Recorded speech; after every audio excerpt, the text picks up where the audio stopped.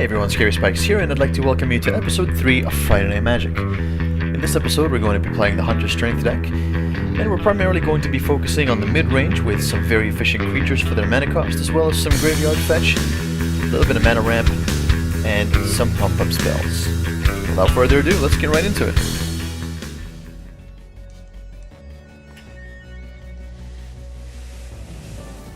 So, checking out the first hand here, it's not looking too bad at all. We've got a 3-land, 2 Kalonian Tusker, which is a 3/3 for 2.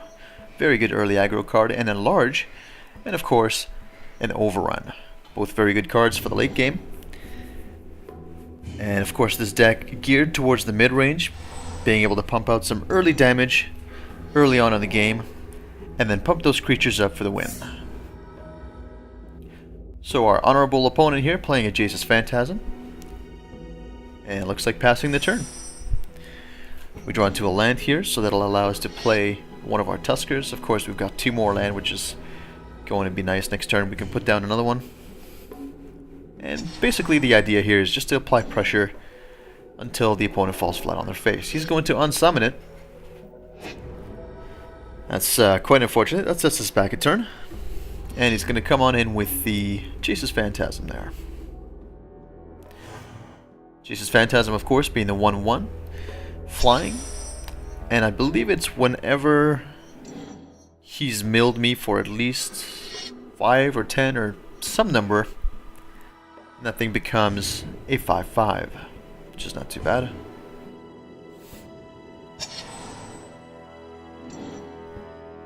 He's going to play another land and an Illusionary Servant. So he's playing the Illusions deck, and the cool thing about the Illusions is that they're very, very efficient for their mana cost. You can see stuff like 5/5s for 4 mana, or a 2/2 for 1. Downside to that, however, is that whenever they get targeted by a spell just like that, the Prey Upon there that we just drew, they basically have to sack it, so that kind of sucks.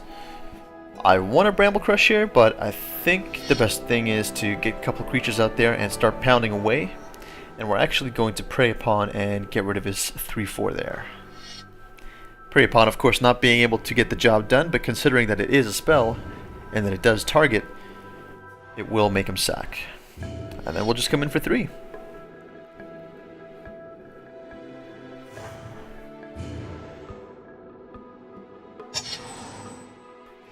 So I hate playing against control decks because, well, I mean, who doesn't hate playing against control decks? Speaking of which, we're going to get Frost Breath there, and unfortunately we're not going to be untapping those particular creatures on the next turn. So yet again, slowed down for another turn, and this is exactly why I don't like playing against control. I'm the kind of person that really enjoys just playing big, beefy creatures and just swinging in for the face. And I think in order to stop a possible big play next turn, I'm going to want a Bramble Crush here. Leaving him with 2 lands. Considering the fact that he's got really mana efficient creatures in that deck, I definitely don't want to give him an option to play something big, especially with flying that I can't really deal with, save maybe one of my spiders that I don't have too many of in the deck. So he's going to be forced to play the bear, 2/2 for 1, illusion as well, so whenever he becomes targeted he gets to essentially die, which is pretty good for me, and he's going to keep picking away at our face here with the Jace's Phantasm there, the 1/1 flying, which does get bigger a little bit later in the game. And what is he gonna do here? I mean, he's only got 1 mana. Unsummon, maybe? He's already played 1. Probably shouldn't waste it at this point, especially when my creatures are tapped. I'm not sure if they're gonna untap next turn. I think they will. Yeah, they should untap next turn. There they go. So we get a land. And really nice form of removal there. The Enlarge, of course, giving +7/+7 and Trample. And that creature must be blocked. And of course the Overrun, really nice as well. But we don't have too many creatures in play right now, so we're just going to Enlarge. And we're going to essentially force the block here. Unless he's got another Unsummon. Okay. So that's his second Unsummon of the game, which I believe there are only 2 in that particular deck. Could be wrong though. Nevertheless, he does take 3 damage. And let's see what he's got. That's not too bad. Looks like we stopped the divination with the Bramble Crush there, so I'm pretty happy with that. Obviously, he's divinating because he needs to draw some cards, and he's probably not too happy with the ones that were in his hand. Either they're just too expensive to play, or they're not relevant. And another overrun. Wow. What to do? I could overrun potentially this turn with just the one creature, but I think it'd be a little bit of a waste. I think I'm just going to attack here. And then we might play the Garruk's Companion on the second main. Garruk's Companion being a 3/2. And we'll also have enough mana to toss down the Kalonian Tusker, of course, 3/3. And he's going to get another land. And what is he going to do? He's at 11. We're at 14, 13 health. And we've got a good number of potential blockers here, with the exception of the Jace's Phantasm, which we can't really deal with at the moment, but you know, it's a 1/1, so considering that he's just picking away at us, it's not really a big deal. I would be a little bit more concerned, I guess. He's going to play... Is that a Snapcaster Mage? Wow. Interesting that he's playing that on his main phase, though, because it does have Flash, which means you can play it just as an instant spell. But it looks like he's going to do this while he's got his mana open. And I'm guessing he's probably going to bring... Yeah, that's what I thought. At this point, he's just trying to sort of set us back as many turns as possible, so he's going to get rid of the Kalonian Tusker, which is an issue, and he's probably going to swing in with the bear. Yeah. I think I'm just going to let it go through. It's not a whole lot of damage, and we're presenting quite possibly lethal next turn.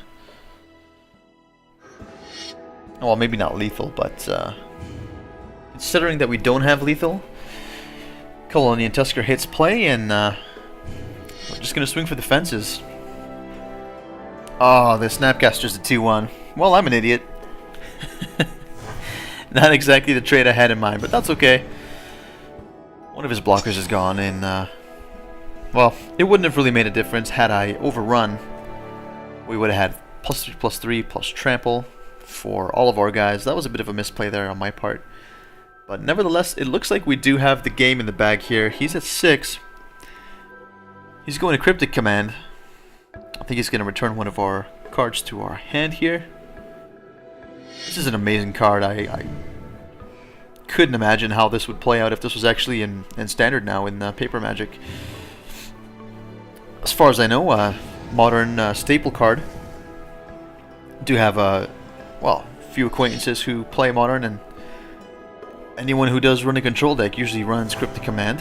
So he's going to come in for 3 damage, knocking us down to 7. He's at 6, and what do we got? Revive. I don't think we'll be really needing the revive at this point. I'm thinking just overrunning here, to be honest. Might be a bit of a waste. You know what? Let's do this instead. We're going to get rid of that. And in the meantime, or at the same time, we're going to get a counter. So now that's a 4/4. And we're going to swing on in and bringing him down to 2. So he keeps throwing these unsummons at us and essentially keeping us back a turn at a time. So I think it's safe to say we should probably do the same to him. I don't want to allow him to build up too many creatures, because then he can just overwhelm. He's going to play a Phantasmal Image here, making a copy of our 3/3, which is actually good because that's a vanilla, and we've got a 4/4 here, so we can potentially hold it back as a blocker if he's got any other threats. He's got 2 mana open, and I don't think he's really got anything. 4 cards in hand, and the fact that he divinated also just sort of tells me that he doesn't really have too many answers. Hopefully he didn't draw anything good out of the divination, and yeah, what the hell, you know what? I think I'm just going to overrun. Does he have a counterspell? Yep, he does. Okay. Interesting. Well, it's a good thing that at least I was able to force the counterspell there. We do have another one in our hand here, so if need be, we can just play that next turn, and I think we're just going to have the win. I mean, he's at 2 health. He's forced to block here, otherwise he's going to die. He's going to hit us for 1, bringing us down to 5, and we're going to overrun, do a lot of damage. And potentially win, unless he's got, I don't know, something else in there that, I don't know, return target creature to owner's hand or something. A Living Hive, that's an interesting card. And he's going to play Kurnoza? Interesting. Well, he's doing a good job at staying alive. Unfortunately, this thing is not going to kill our 4/4. Unfortunately for him, that is. He's going to pick away with Jace's Phantasm. God, if that thing was a 5/5, that would have been a serious problem. And you know what? Why not just hunt the weak here? Might as well.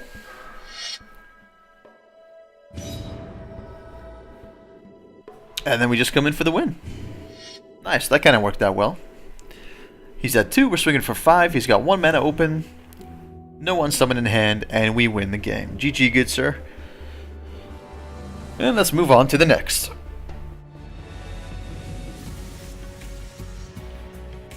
Alright, next game against Betty by Nipples. That's an interesting name.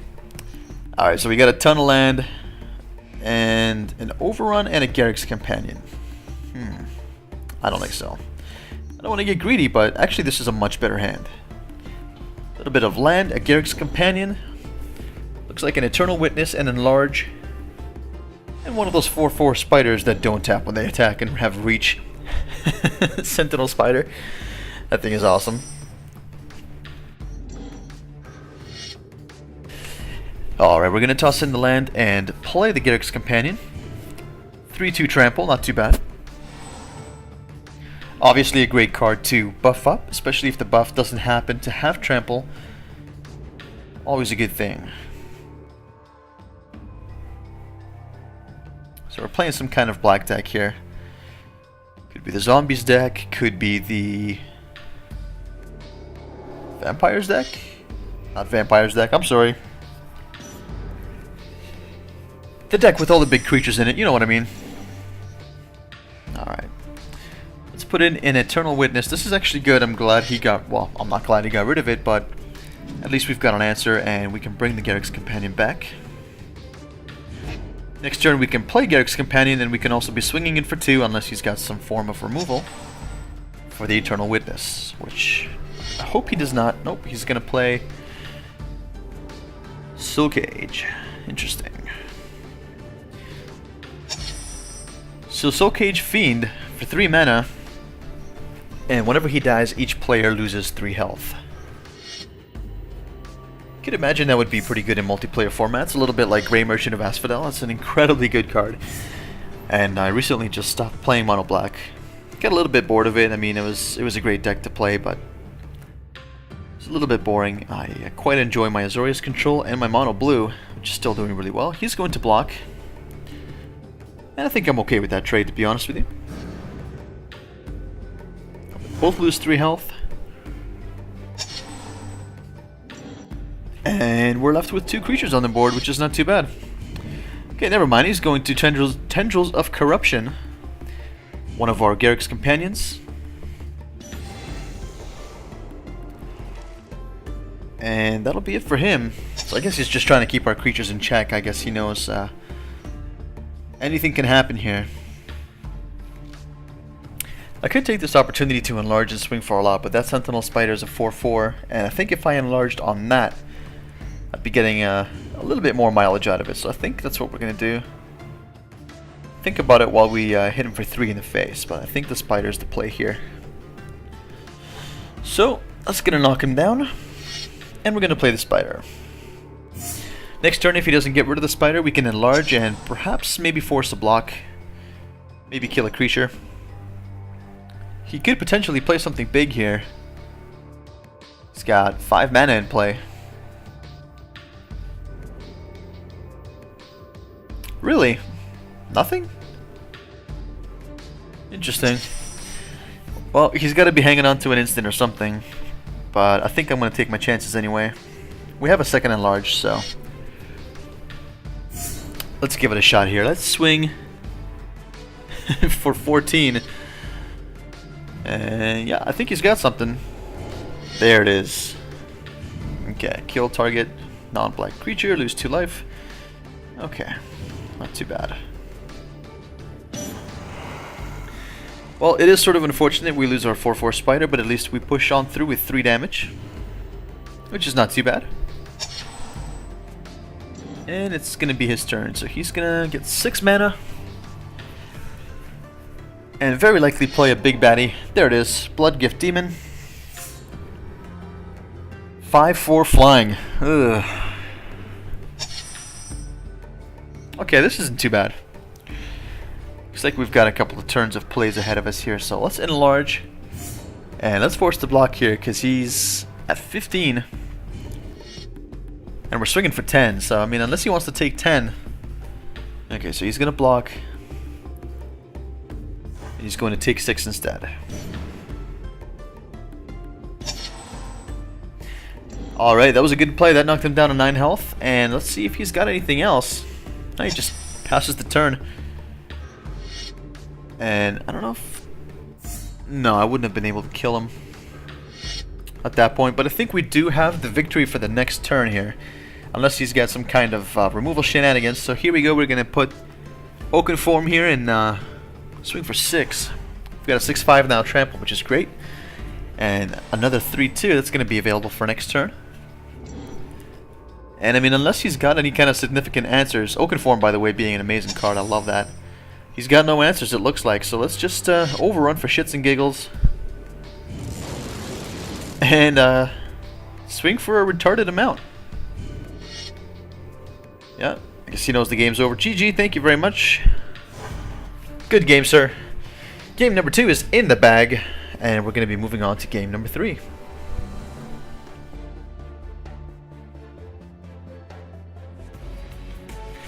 Alrighty, here we are for the third and final game of the evening. This is looking like a pretty terrible hand, actually. 2 land and not a whole lot of creatures. So we're going to ship this hand and hope for a 1-lander. Alright, should we go balls to the wall? Balls deep? Yeah, let's do it. Alright, let's go balls deep. Why not? Going balls deep with 1 land hand. Against a control deck, no doubt.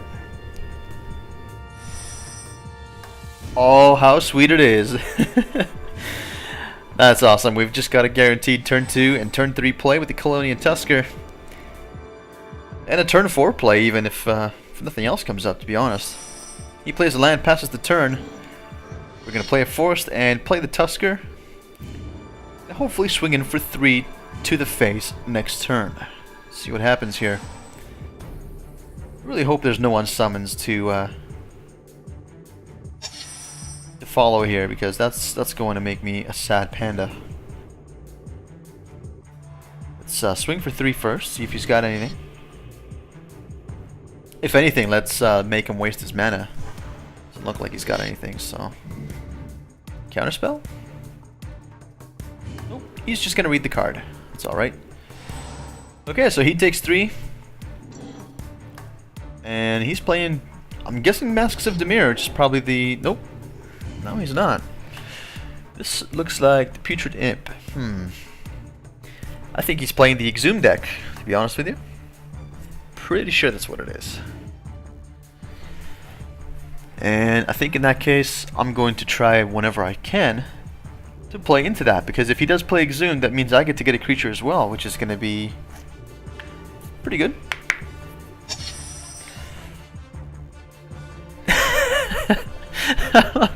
What's going on there? It was a huge land. Alright, we draw our 3rd forest, and I'm sure that's going to come in handy later. Let's go straight into combat here and just swing in for 6. See if he wants to block. And he's gonna block, I think, just to pitch some cards here.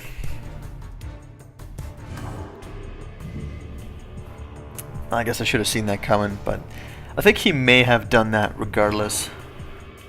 So he gets rid of some creatures there.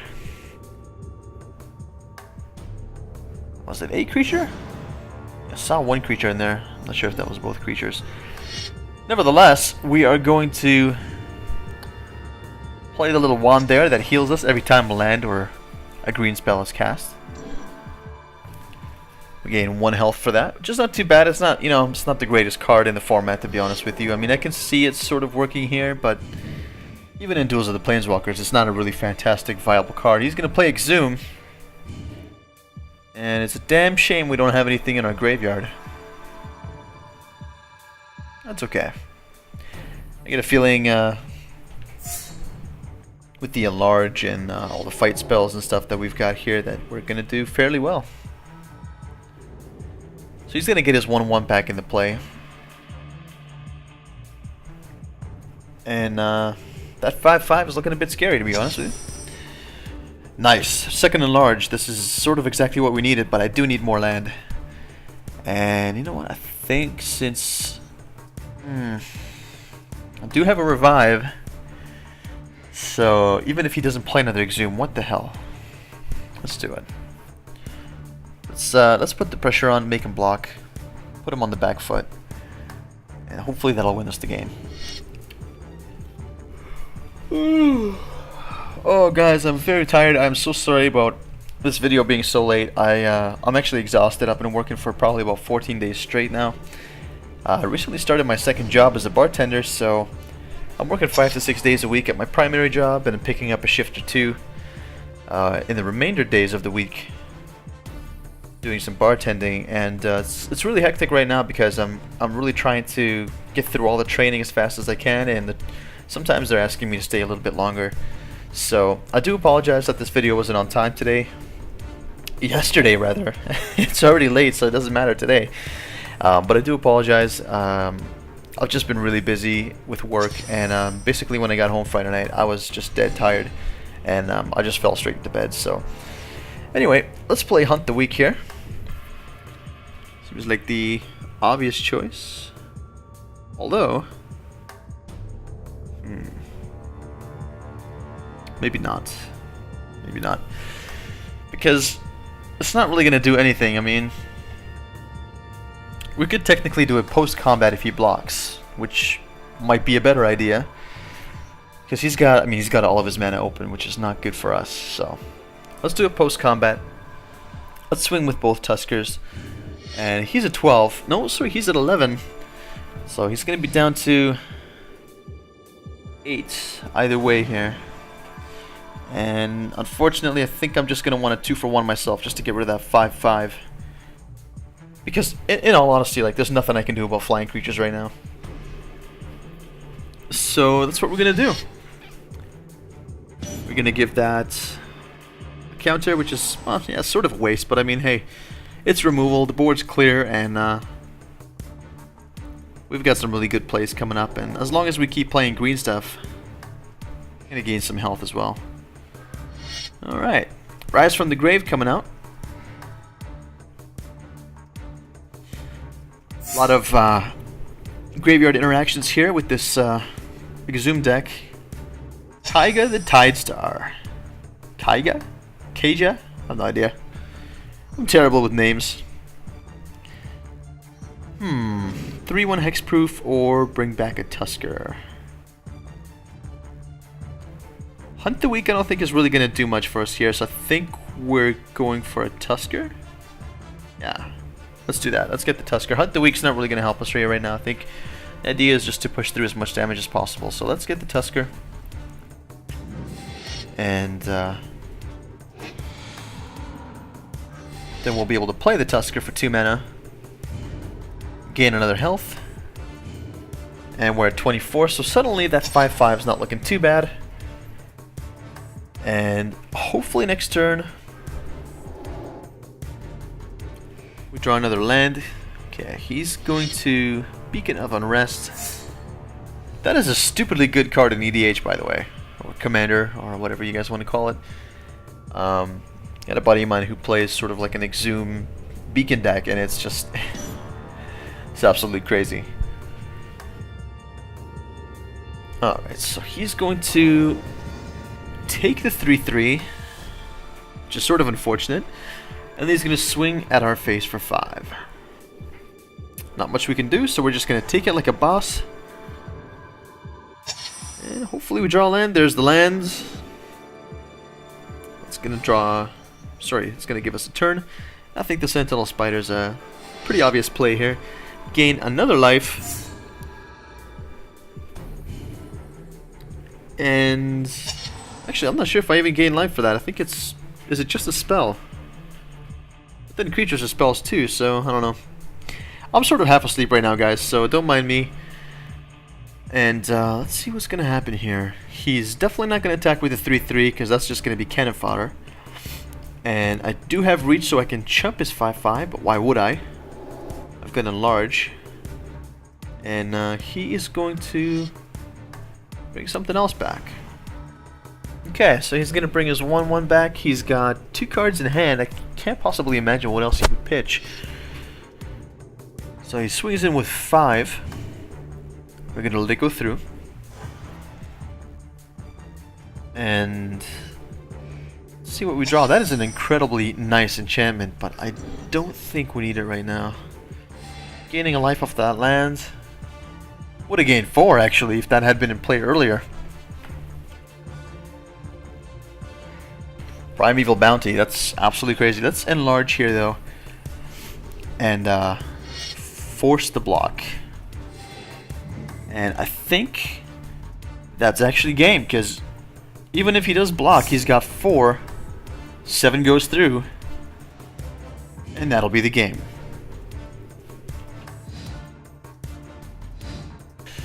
So as expected, he blocks. We assign damage to blockers. Trample damage goes through, and game number 3 is in the bag. Alrighty guys, that is going to do it for this episode of Friday Night Magic. Thank you so much for joining me. Please check out the blog at sspgaming.blogspot.com where you can find all the latest news and updates. And as always, share, like, subscribe, and stay classy. See you next time.